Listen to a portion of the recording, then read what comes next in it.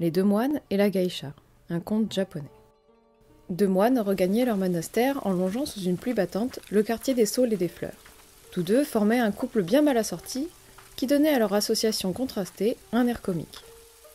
Tanzan était d'un naturel débonnaire et bon vivant. Son confrère, Eikido, était tout à l'opposé.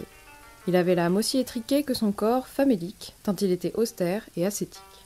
Parvenus à un carrefour, ils aperçurent une charmante geisha qui dansait d'un pied sur l'autre sous son parapluie. Elle paraissait bien embarrassée, car elle ne savait comment franchir la rue, où courait un torrent boueux, sans tacher son précieux kimono de soie. Le pudibond Eikido détourna la tête, faisant semblant de ne pas la voir. Mais son bienveillant acolyte s'approcha d'elle pour lui proposer son aide. Il n'hésita pas une seconde à la prendre dans ses bras pour la faire traverser. Le moine vertueux, Muka, bouillait tellement intérieurement que de la vapeur s'échappait de son chapeau de paille. Il ressemblait à un chaudron dont le couvercle était prêt de sauter. Il ne pouvait s'empêcher, Mugo, de marmonner, non pas de pieuses prières, mais bien des reproches amers, tout en lançant des regards incendiaires en direction de son compagnon. À la porte du monastère, Tanzan demanda « Vas-tu enfin me dire ce qui ne va pas ?» Comme si l'autre n'attendait que ça, il explosa. « Ce qui ne va pas ? Toi, un moine, tu as osé prendre une femme dans tes bras, et qui plus est une geisha ? Comment as-tu pu te souiller de la sorte ? » « Oh, ce n'est que ça ?» s'exclama le bon Tanzan hilar. « Mais, vois-tu, je ne sais pas lequel de nous deux est le plus souillé. Il y a bien longtemps que j'ai laissé cette femme au bord de la route, mais toi, tu la portes encore dans ton esprit. » Ce petit conte philosophique est à présent terminé. Les Japonais ont deux religions principales.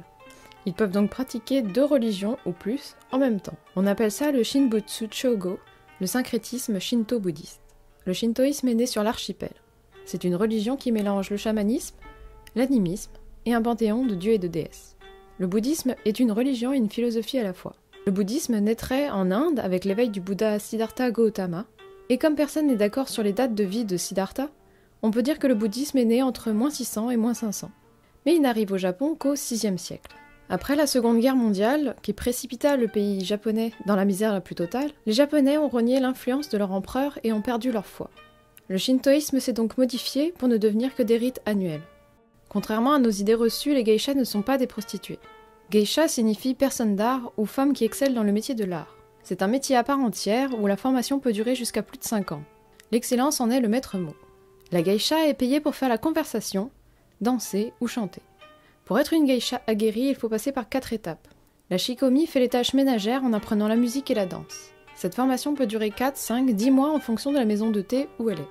Puis vient ensuite la minarai, qui veut dire apprendre en regardant. Elle participe alors aux banquets ou aux soirées pour apprendre comment on fait en regardant ses aînés. Puis enfin, elle devient une maiko, elle commence à faire d'elle-même et demande 5 ans d'apprentissage pour devenir une véritable geisha. Et toutes ne choisissent pas de continuer à ce niveau-là. Les maiko portent des vêtements de couleurs chatoyantes, beaucoup de bijoux, en gros et en sexisme. Elles sont jolies pour compenser leur manque de savoir-faire. Et enfin, on peut devenir une geisha maîtresse de son art. Les vêtements sont sobres, peu colorés, et elles portent peu de bijoux, et une perruque. Leur art est si beau qu'elles peuvent être simples dans leurs attitudes.